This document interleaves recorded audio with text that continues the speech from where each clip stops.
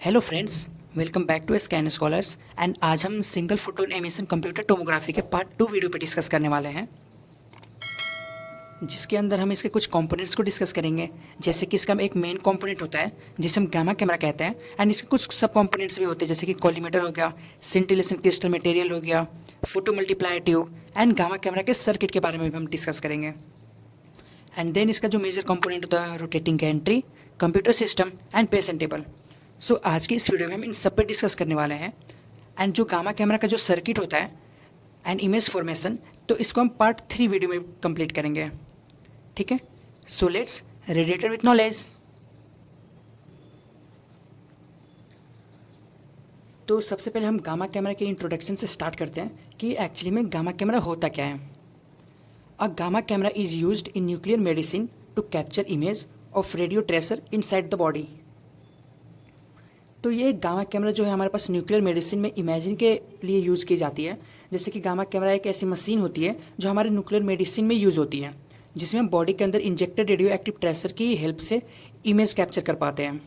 ठीक है, तो ये ट्रेसर बॉडी के स्पेसिफिक ऑर्गन में जाके वहाँ की फंक्शनिंग दिखाते हैं, जैसे कि हार्ट, किडनी या थायराइड। ठीक है, the main purpose is to detect gamma rays emitted from the patient after tracer injection. तो इसका मेन काम होता है कि पेशेंट के बॉडी से निकलने वाली गामा रेस को डिटेक्ट करना, जो रेडिएशन जो भी हमने रेडियो ट्रेसर को इंजेक्ट किया है, उसके बाद हम इस जो गामा रेस डिटेक्ट होती है तब उसको गामा कैमरा क्या करता है, उसको डिटेक्ट करता है। ठीक है, जब ट्रेसर ब्रेकडाउन होता है तब गामा रेज रिलीज होती है, एंड जिनको डिटेक्ट करने के लिए हमने गामा कैमरा का यूज़ किया है, एंड फिर हम उसे इमेज की फॉर्मेशन करते हैं। The collimator is the first component which allows only straight gamma rays to pass through. तो कॉलीमेटर पहली लेयर होती है गामा कैमरा की, जो सिर्फ सीधी आने वाली, मतलब जो सिर्फ स्ट्रेट लाइन में आने वाली रेस को पास होने देती है।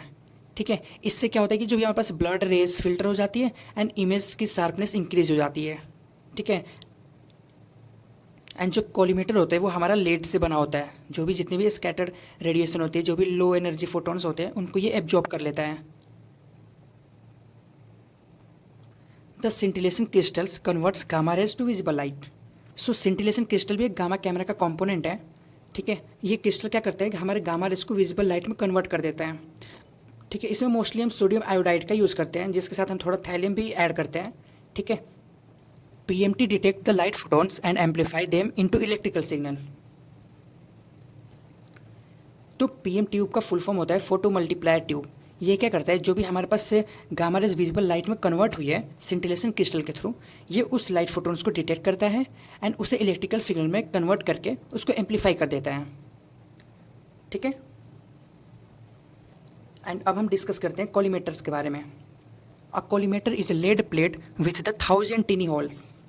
तो कॉलीमेटर एक लेड की प्लेट होती है जिसमें हजारों छोटे छोटे होल्स होते हैं। ये होल्स एक स्पेशल पैटर्न में बने होते हैं,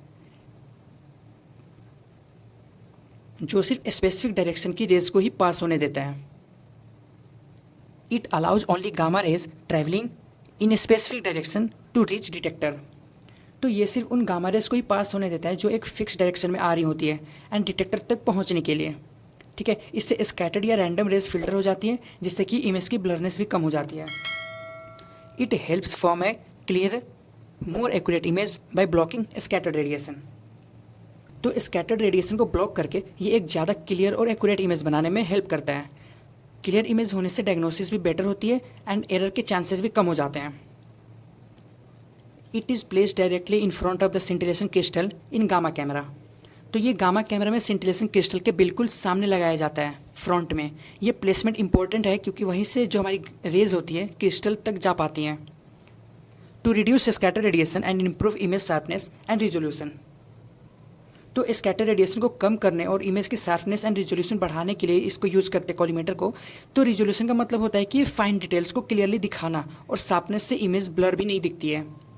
ठीक है, एंड अब इसके कुछ कॉलीमेटर्स जो हमारे single photon emission computer tomography में यूज़ किए जाते हैं, जो कॉमनली हम यूज़ करते हैं, वो होते हैं हमारा parallel hole, pin hole, converging and diverging.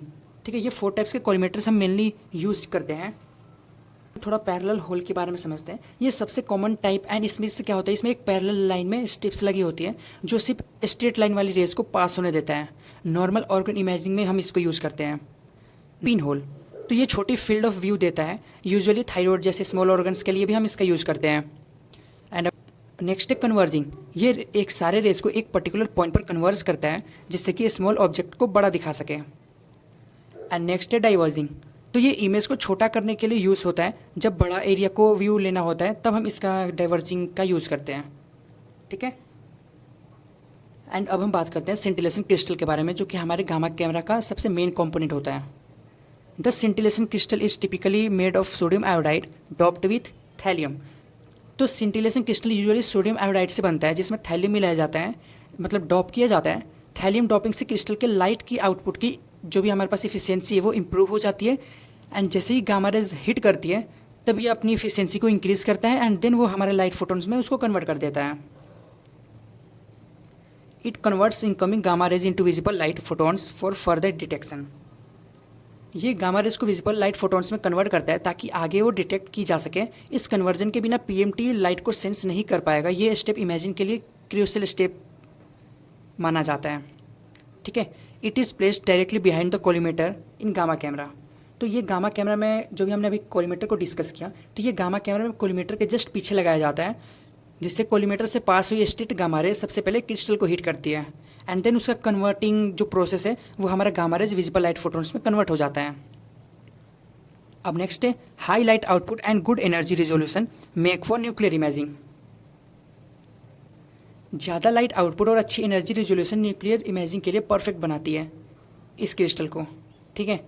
Energy resolution का मतलब है अलग अलग एनर्जी वाली रेस का एक्यूरेट आइडेंटिफाई कर पाना। ठीक है।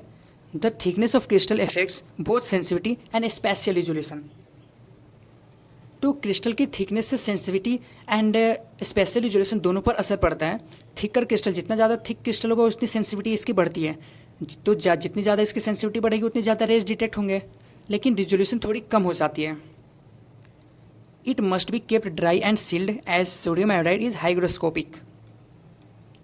तो इस सिंटिलेशन क्रिस्टल को हमेशा ड्राई और सील्ड रखना पड़ता है क्योंकि जो सोडियम आयोडाइड है ये मॉइस्चर को एब्जॉर्ब कर लेता है। अगर मॉइस्चर लग गया तो क्रिस्टल ख़राब हो जाता है एंड इमेज क्वालिटी भी ख़राब हो सकती है।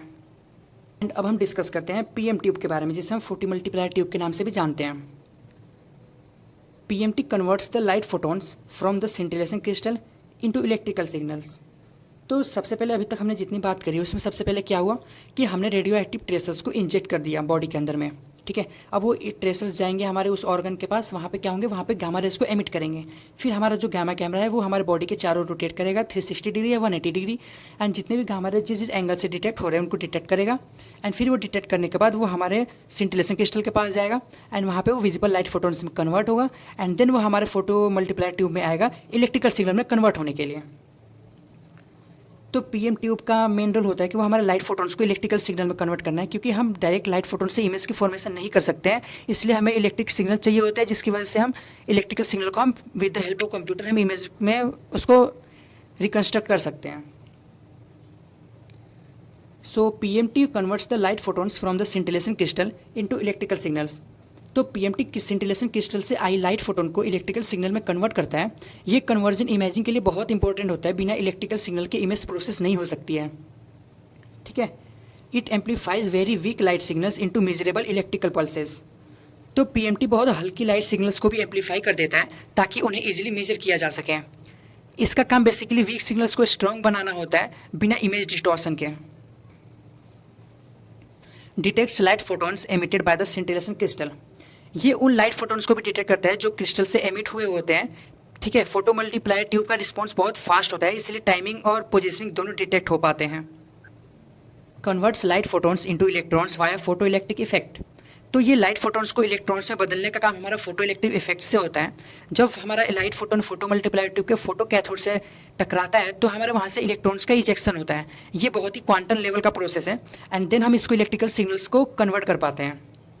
Multiplies the electrons through a series of dynodes to produce a strong electrical signal तो ये एक इलेक्ट्रॉन हमारे मल्टीपल डाइनोड से पास होता है, हर स्टेज में मल्टीप्लाई होता है। जैसे कि एक डाइनोड यहाँ से उठा, इस वाले डाइनोड पे गया, तो वो यहाँ से 1 का 2 हो जाएगा, और जब ये दूसरे वाले पे इंटरेक्ट करेगा तो वो 2 का 4 हो जाएगा। ऐसे ही फर्दर हमारे पास बहुत सारे डाइनोड्स लगे होते हैं, एंड हर सिंगल डाइनोड्स के ऊपर में वोल्टेज भी इंक्रीज होती जाती है, जिसकी वजह से हमारे इलेक्ट्रॉन्स का मल्टीप्लाई भी होने लगता है।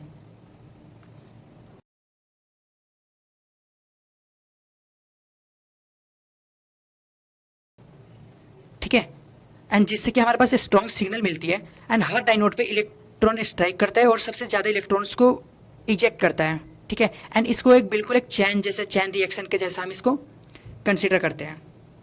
Sends the final electrical signal to the processing unit for image formation, and last में ये स्ट्रॉन्ग सिग्नल प्रोसेसिंग यूनिट तक भेजता है, जहाँ की पे इमेज का फॉर्मेशन होता है। ठीक है, जितनी ज़्यादा सिग्नल की एक्यूरेसी जितनी अच्छी होगी, उतनी ही अच्छी हमारे पास क्लियर एंड डिटेल्ड इमेज का फॉर्मेशन हो पाएगा।